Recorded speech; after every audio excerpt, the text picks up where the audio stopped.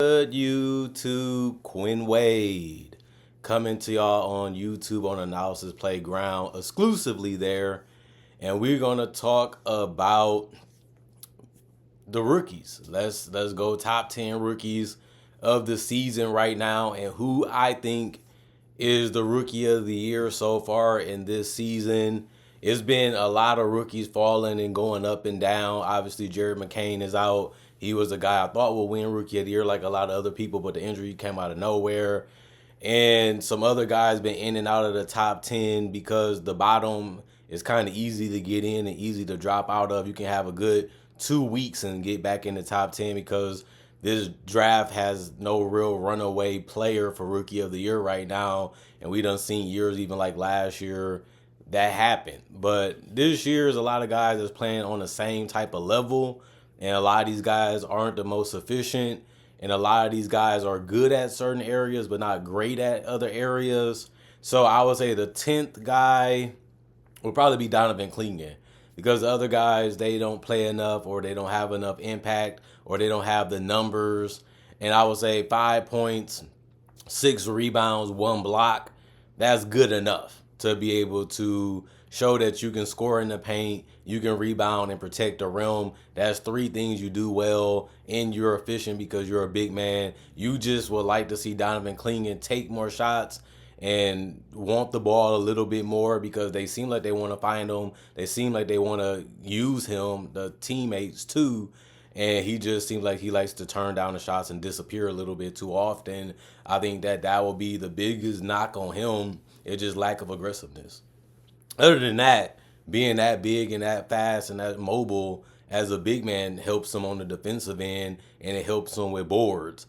Obviously, DeAndre Ayton is a problem because he starts, and that's something that we have to agree on because DeAndre Ayton is better than Donovan Clingan at this point of their careers, and it should be that way. But as long as they have DeAndre, he's always going to be the second or third string center on this roster. I don't think that's that much of a problem because we still missing a little bit more talent for the Blazers to be as a playoff team. So you might as well just gather as much assets as you can get to move up in the draft or continue to lose like they have been so you can have a higher percentage of getting a potential star in the draft. But Clingan wasn't a bust. He's actually a solid rotation player, and that's what he's going to be in the NBA as long as he stay healthy. Now, this is going to be a little disappointment. I picked Zachary Richer honestly to win Rookie of the Year because I didn't expect the class to be that good. And the class has been good as role players and situational players. He's still one of the better rookies. He's averaging 10 points a game, 3 rebounds, and 1 assist. Those aren't the greatest numbers, but he's still getting in double figures. He's still starting. He's still showing you that he can stay in the flow of an offense. He can hit a three. He's a good transition player. He can rebound a little bit too, and he's unselfish and understands how to play the game the correct way and has a decent IQ. That's not good enough to be a great player. That's not good enough to be one of the best players, but it's good enough for you to be a starter. And at least he's showing you that he can possibly be that on certain teams like the Hawks, but he also showing you that he can just be your 8th or ninth or 10th guy too, which you can say about a lot of people in this draft. His best ability is putting the ball in the basket, and he's not great at it. He's just okay at it. And I feel like that's how low this ceiling has went for this team when they're all mostly averaging close to double figures or double figures, but not a high amount of it. And Bub Carton, Bub Carrington is basically doing the same thing. He's getting a lot of minutes. He's getting a lot of opportunities, and he's still giving you 8.9 points, 4.1 rebounds, 3.8 assists when the recording of this video is happening. And that's not crazy numbers considering that your team is bad and they need people to score and be great offensively, and you're getting the opportunity to be that, and you're not really getting a lot of assists or a lot of points. But his rebounds for his position is good. He's not going to be a great point guard. He's showing that now. Maybe he can be a 2. And if he knocks down his jumpers, maybe he can be even better. But if he's going to be this type of player, he's going to be at least a rotation player, like a backup guard for a couple years. And if he can't extend his role or expand his role, maybe he's out the league. it's just that tough to stay an NBA player when the draft happens every year, the free agency happens every year, and everybody wants one of these spots. But Carrington, he is a good player, but he just not beating the competition. He's not ahead of the competition. And even in a weak draft class like this year, he's eighth right now, in my opinion, when it comes to rookie of the year conversation. And it shows you how bad some of these players are when it comes to being star caliber players in the future. And Tristan da Silva, he started. Now Paulo's back. Franz is back. They don't need him to do as much. He had a couple 20-point games. He's a glue guy like Zachary Ware. He's going to rebound. He's going to keep the offense flowing with his passing and unselfishness. He can hit a three. He can get out in transition. He can get to the basket. He's an okay free throw shooter. And as long as he has the fundamentals, he's always going to be a rotation player, because you can't teach 6'7" and you can't teach skill. And at least he has skill and he has the size and the athleticism to play the position. And if he doesn't work out in Orlando, another team will happily take him and turn him into a Keegan Murray type of player. And he has the ability to be that. You can be the fifth, the fourth starter, or you can be the seventh or eighth guy. And you can be a Landry Shamet, who's been in the league for a while, and nobody really looks at him as a great addition, but they also don't look at him as a bad player. And that's what Tristan da Silva, in my personal opinion, is going to be.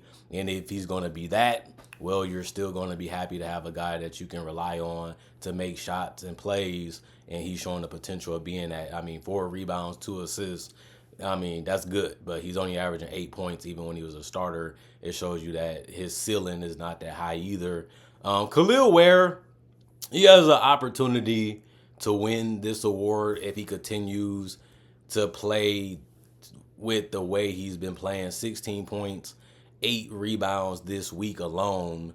And he is playing with Tyler Hero and guys like Bam Adebayo, and he's still getting his numbers. But he needs another month to have a legitimate case of being rookie of the year, because some of these guys been playing better than him throughout the entire year. He just having a great stretch, and these guys have done that too throughout the rookie season, which is this first year. So I think Kel'el Ware is a great defender. He's a great rebounder, not a good one, a great one.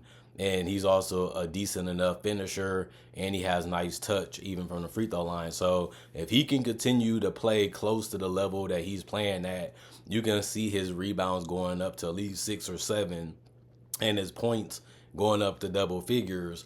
That will be enough for him to be in a rookie of the year conversation. The bar is a little low for this draft class, but you still need guys to do their job. And at least he has two-way potential to be even better, especially learning from Eric Spoelstra and Bam Adebayo. And even Jimmy Butler was a good defender back in his day and understands how to play the position. And even though he's not really helping the team, some of the ideas and some of the conversations had happen. And that just speeds up, the development for Kel'el Ware, just being around good players that he can learn from, even if it's in the film room too. Yves Missi was the rookie of the year last month that I did it, only because he was really taking advantage of the situation. Zion came back here and there, and other guys stepped up. But 9 points, 8 rebounds in this draft class is good enough to still make you one of the best rookies in the class. And I like what he has done. He hasn't been putting up crazy numbers. He hasn't really been doing anything that's out of the ordinary. He's just a guy that's going to play hard. He's going to try to protect the rim. He's going to rebound for his position, which is a center's position, as he should. And he's going to try to score at the rim. And as long as he's doing that and not trying to do anything that can hurt his efficiency or hurt his production, he's going to be a good player in this league. And just like Kel'el Ware, he can be your starting center. He can be your backup center. He's going to have a place in this league as long as he's protecting that paint and rebounding hard and still being able to provide a little bit of offense. We've seen Rudy Gobert be basically a Hall of Famer using that path. Just like the Ben Wallaces and the Mutombos, you can get there. You just have to be elite at those areas. And I don't think Yves Missi is going to be elite rim protector, but rebounding and finishing at the rim, he can do that with ease. And I think he's going to continue to do that, but I have him 5th. Other than that, Zach Edey, he's been a little okay. His numbers have went down throughout the season. He doesn't get a crazy ton of minutes, but he gets enough to where you can see what he can do well. I still see him posting. I still see him dunking. He's still rebounding, and it's kind of hard to even get the ball sometimes when he's going for a rebound because he's just that big and takes up that much space, and he's just that tall and got long reach. And same with his rim protecting. As long as he's on the court, he's going to get at least a block a game because somebody's going to try him. And all he has to do is stay in his position a lot of times. And that's all he really needs to do. And if he has to go reach for one, he can get them two.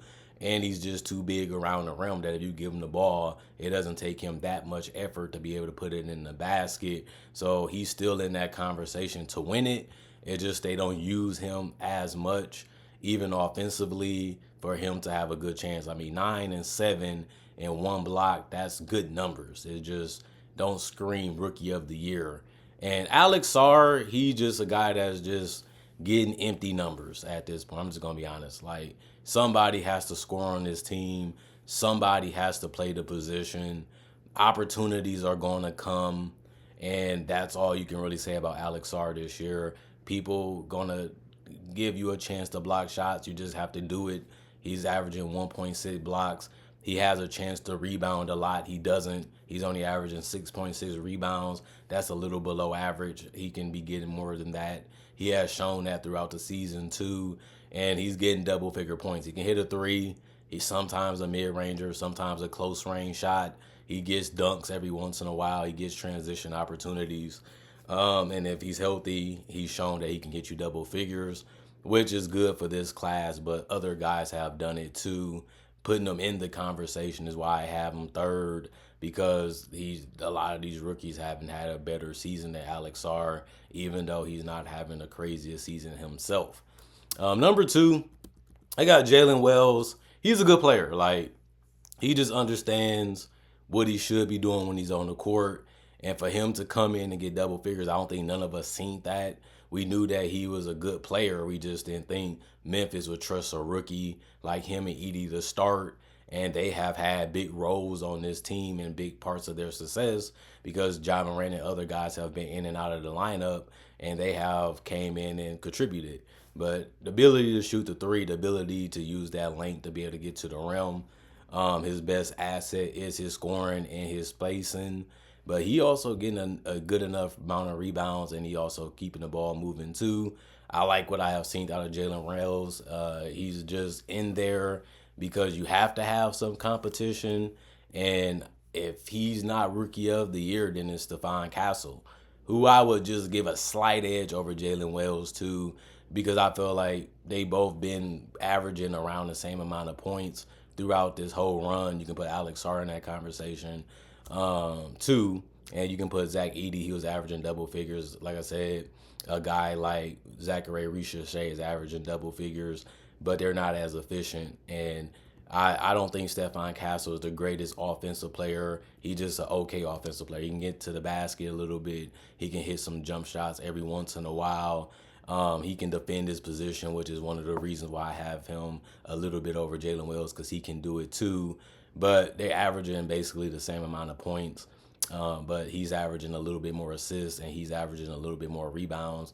I think the assists is just a little bit more higher than the rebounds in favor of Castle. And I think that you have to give him the slight edge right now for a Rookie of the Year. Last month I had E. Misi, like I said before. He dropped off drastically, but he's still going to be in the top 5 because he's playing one of the better seasons so far for the rookies. And I think that his numbers aren't that far off from Jalen Wells or Alex Sarr or Stephon Castle, so he can still have a chance to climb back up if anything happens injury-wise, like DeJounte Murray rupturing his Achilles. Now they might have to rely on him again, and if he puts up the double-doubles again, then Emisi can climb back to number 1 easily because nobody's really putting up those type of numbers. And Khalil Ware, he went from being unranked to me to being in the conversation to even possibly win it, depending on how February goes for him in the next couple months. So I don't think Stephon Castle's going to run away with it. I think Jalen Wells is a worthy competitor, and I think the Eastern Conference rookie got to be Alex Sarr, and it's only just based off numbers. It's not none of these players dominating the game. It's not one of these players just blowing us away. We just have to pick a winner. We just we just have to pick who's the best right now. And Stephon Castle has done the most for the longest. And even if you say other guys are close, close don't mean you're the winner. And Stephon Castle does just enough to be rookie of the year for me as of February. And he just played a little bit better than everybody else. Now, if he keeps it up, he still can win rookie of the year just by being a little bit better than everybody else too. And the Spurs need him to score. The Spurs play him a lot of minutes, even when guys are healthy. So he's got the opportunity. He got the minutes. And all you got to do is keep doing what he's been doing and improve on his efficiency. And he can lock up this Rookie of the Year award if he plays better. And he has been playing better as of late, especially when it comes to the numbers. So Chris Paul and those guys, they believe in Stephon Castle. The organization believes in him. The coaching staff believes in him. His teammates believes in him. He just has to want to score because a lot of times he turned down a lot of shots. And then you start seeing him scoring a little bit more in isolation. You start seeing him trust him a little bit more with the ball in his hands. And that can be a beneficiary way for him to win this award. And it will be a good thing to see back-to-back Spurs be able to get it because last year Wembanyama got it. And this year it's a chance that Stephon Castle does get it. And I think that they should make that an effort. Like, let's try to make Stephon Castle better. Let's involve him a little bit more because he is capable of being, a bigger factor for this team. And they need a little bit more offense. We know what Keldon Johnson can do. We know what Devin Vassell can do. We know what Victor Wembanyama can do. And Chris Paul is really defending and just setting up guys. You kind of need that fourth scorer like he has been. That's why he's in double figures to step up. And I think Castle wants to roll. He just has to learn some separation moves to be able to clear space so he can get them jump shots a little cleaner and be able to drive to the basket a little bit better. And then he just got to hit his wide open threes every once in a while throughout games. And you can average 12, 13 points and be rookie of the year with this draft class. That's how low the bar can be when you have a lot of role players that's good at what they do. But you still need those players to help you win games and win championships. The NBA has always been that way. Team sports have always been that way. And you just need one person to believe in themselves just as much as we do to get the best out of them. And I think that's one thing I would say about Stephon Castle.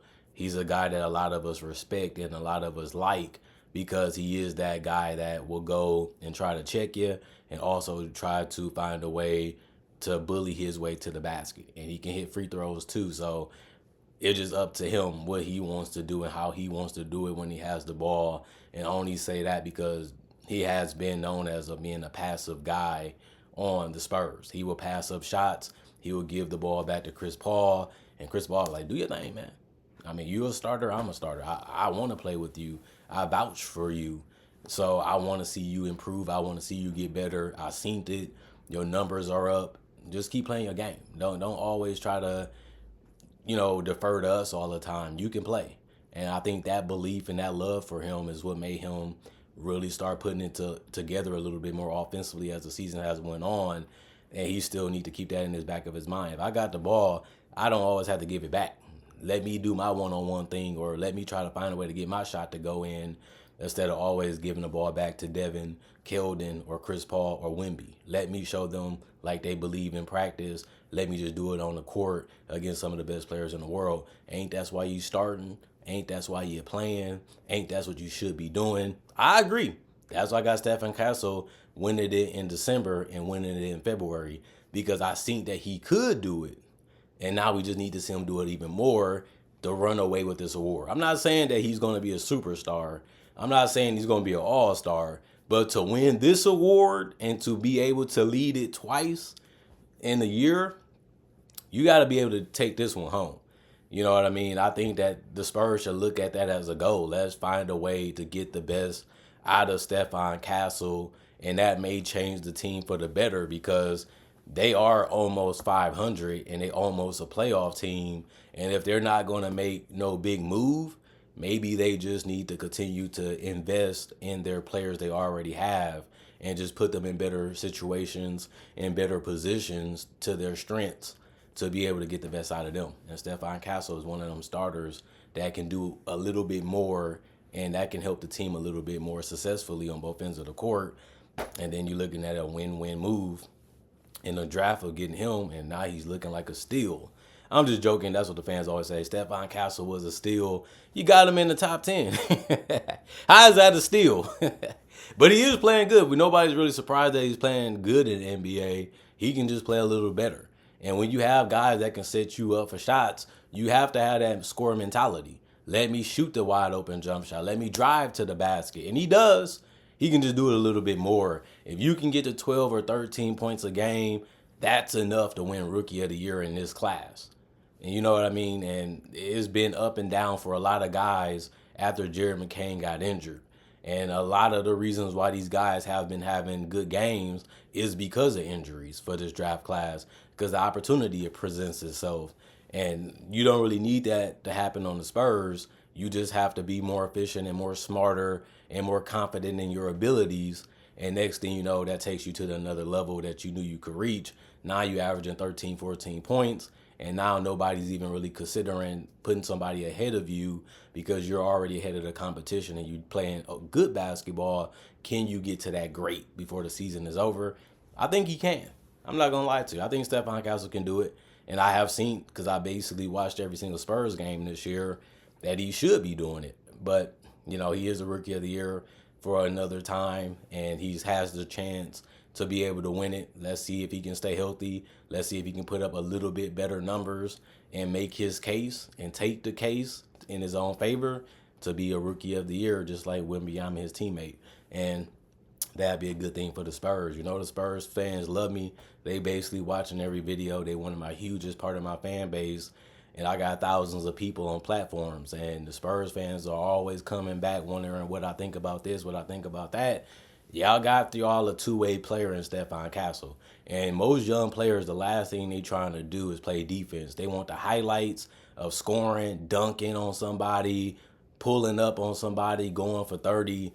At least y'all got somebody that can go for 30, play his role, set up his teammates, and also take over games, you know, every once in a while still knowing that I'm a team player. And, you know, most people not trying to play defense anyway. At least Stephon Castle can do that too, a little bit. And he doesn't turn the ball over a crazy amount either when he does have it in his hand, or even when he's trying to score, or he's trying to play a bigger role depending on the game and the situation throughout games. So other than that, Stephon Castle, my Rookie of the Year so far. Comment, like, subscribe, share, hit the notification bell for more analysis. And if you're new to the channel, I do conversation videos just like this in different varieties. But I also do breakdowns with real footage of legends, current legends, rookies, future stars, draft coverage, mock drafts too. And if you want to see more content that I offer, I got over 3,000 plus videos already on my channel. And if you want to see something different than just basketball, since this is a basketball only channel, I have my social medias. They also on my channel too. So you can check those out if you want to follow me or see what I'm on outside of basketball and outside of this channel. Other than that, thank y'all for watching. Thanks for putting analysis in y'all weekend, in y'all weekdays, and putting this in rotation throughout the months and the years and the days and the weeks. I love it. I appreciate it. Thanks for appreciating my content for what it is. Thanks for checking out the site. And thanks for continuing to support however you do, whenever you can. I appreciate that too. Y'all stay blessed up. Hope y'all had a good weekend so far. And hopefully y'all enjoying the basketball season. Unfortunately, some guys like DeJounte got season-ending injuries. I wanted the season to be a little bit more healthier so the games can be a little bit better and we can see our favorite players too. But, you know, it's part of the game. Heal up, and hopefully he can be back next year and be closest to himself like you've seen KD get close back to what he used to be. Hopefully DeJounte can have the same type of recovery. And other than that, I'm gone for now. I'll be back with the rundown. I know y'all love that. And I'm gone for now.